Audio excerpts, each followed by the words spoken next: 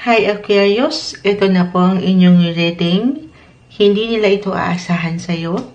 Ngayong bare months, gulatin mo sila sa paraang ito. Or kusa itong aangat, magugulat sila sa ilang ganap. Or sa kaya mo pang ipakita. Or ikaw mismo itong magugulat.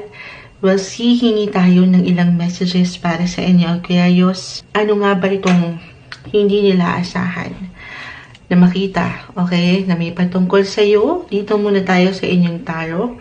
At itong oracle, lagay muna natin sa gilid para sa mga Aquarius ngayong bare months. Ito ang ikagugulat nila sa iyo. Hingi tayo ng messages, Aquarius.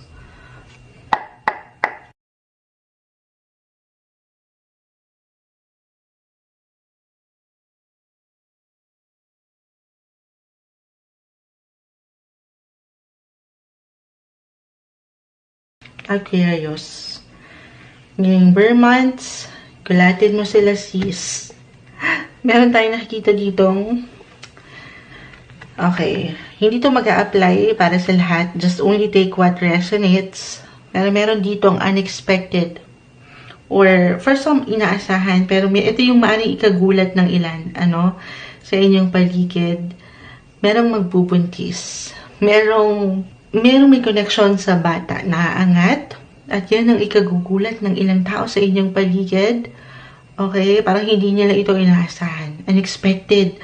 Or kayo mismo itong magugulat. Kasi reversal yung energy natin every time. I feel with your cards na merong transformation or even transitions. Merong something bago na mapupuna sa'yo ang ilang taong ito, okay, sa yung paligid na, ay shucks, parang may something new to sa kanya. Or hindi nila ito inaasahan kaya magugulat sila sa'yo. Okay. Maaaring merong connection ito from the past or ilang old scenario, old stories, issues, drama from the past na this time ay may something new sa yung aura. Kahit sa simpleng isipan lang ito, okay, na makikita nila sa'yo, nag-iba ka na. On the positive side, okay, kasi the Empress, ibig sabihin, mai-impress sila sa kung ano mang gulat factor na ito na pwedeng umangat. Pero maaaring may connection ito from the past. Para sa ilan sa inyo, okay? Or itong ilang taong magugulat na ito ay ilang old people from your past. Or may connection, sabi ko nga, sa nakaraan. Other possibility, guys, just only take what resonates po, pero meron din tayo nakikitang pagbabalik. Okay, I mean, this time, maring magulat sila at mabigyan kayo ng opportunity na merong magbalik from the past. It could be an ex, lover, partner, or even friendship. And this time, merong pag-aayos. Kung hindi man ganun totally pag-aayos, pero unti-unti maaaring magbalik yung init ng commitment or partnership na meron kayo. At dyan, maaaring magulat itong ilang tao sa inyong paligid. Other possibilities, na-mention ko na yung Empress. Kasi dyan din, i-relate natin yung beauty. It could be physically, emotionally, mentally, kung paano kayo. Okay, maaaring dumaan kayo sa transformation. Sabi ko nga, transitions. May something bago sa inyo. Mas lalong tataas o lalakas yung inyong mga dating, yung inyong mga aura. Higit kayong magiging magnetic. At dyan mapupuna yan. Yan yung ikagugulat nila. Okay? Halimbawa, physically, kung hindi kayo ganun ka-healthy, kagaya ni Moonchild, I mean, pero yung aura mo, okay, magbo-bloom. Gaganda lalo. Kikisig ka lalo. At yan yung mapupuna. Yan yung ikagugulat din nila sa'yo na. Kasi kung ikaw ay medyo merong pinagdaanan din from the past.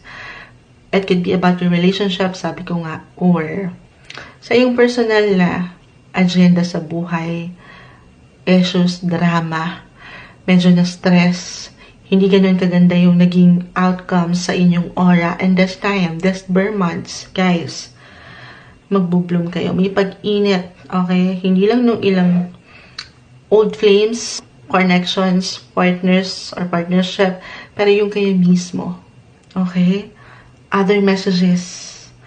Aquarius, meron ako nakikita ditong pagtupad ng pangarap or pagkamit sa inyong mga pangarap. At saan merong ilang bagong simulain. Lalo pa kung meron kayong pinagdaanan talaga na hindi ganon kaaya-aya. And this time, mabibigyan kayo ng opportunity. Ito yung maring ikagulat din nila. Gulatin mo sila na may magagawa ka pa. Lalo na kung galing ka sa pagkalugmok or from scratch, from zero. Merong offers, merong bagong something na darating sa inyo kung saan ay mabibigyan kayo ng chance, new chance to try something new.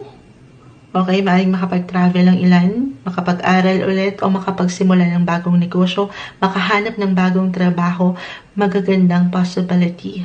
At dyan gugulatin mo sila na ang galing, ang ganda niya. Yun yung talagang word, kasi yun yung nakikita ka rito, yung pag-angat, yung pag-ingat sa inyong mga aura. So, syempre, patutulungan ng sarili, Aquarius. Reminder tayo na ang tanging may iwan lamang po every time ng mga baraha ay yung maaring kondisyon sa sitwasyon na inyong kakaharapin. Pero yung pinaka-resulta, at the end of the day, guys, everything's still up to you. Nasa inyo pa rin. So, sana patuloy kayong maniwala na meron kayong magagawa pa. Aquarius, kuha tayo ng pinaka-final words. Ano nga ba? Saan nga ba sila magugulat sa'yo? Gulatin mo sila. Okay, itong mga walang bilib sa'yo na meron ka pang kayang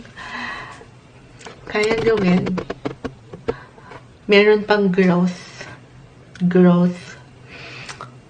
May movement, may improvement, or even advancement. Patuloy ka pang mag-grow. Patungo, okay, dito sa yung mga highest potential pa in life. Add tayo dyan, final words for Aquarius.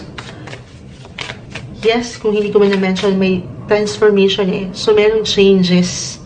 Okay, at patungo ka doon sa patuloy mo rin nag-growth pa in life. Okay, service. So, yung serbisyong totoo ng mga Aquarius ay aangat. Yung service. Or, isang message na magugulat sila at ikaw ay maglilingkod. Okay? Or tutuloy na sa iyong mga pangarap doon sa serbisyo na sa palagay mo ay para sa'yo. Okay? Add tayo dyan. Okay. May humahabol na dito. Freedom. Yung kalayaan na marami ka pang kayang gawin. Marami ka pang pwedeng simulan. Okay? Yung kalayaan na deserve mo. Makakamit mo yan. Yan yung ikagugulat nila na kaya mo pala. Kaya mo pa palang mag-grow. Kaya mo pa palang maging malaya. Ayan. Ang daming lumabas. Marahil ito ay para sa inyo. Okay. Discovery. Ayan. Magugulat sila. Na gulatin mo sila na meron pa pala silang kaya. I mean, madidiscover sa'yo na something bago. Kasi nakakita tayo ng lang new beginnings for you guys. Abundance. Sabi ko nga po, mayroong pangarap dito na matutupad. Gaano man yan kaliit or kalaki, okay? Minsan hindi na natin napupuna yung ilang bagay o yung ilang laban na patuloy mong kinakaya at nalalagpasan. Hindi mo alam yan, yung unti-unting nag-iiwan sa'yo ng kayamanan. Okay? Tiwala lang tayo dyan. Harmony. Sabi ko nga po, maaring merong magkaayos or ilang old issues, old patterns na may kaugnayan from the past.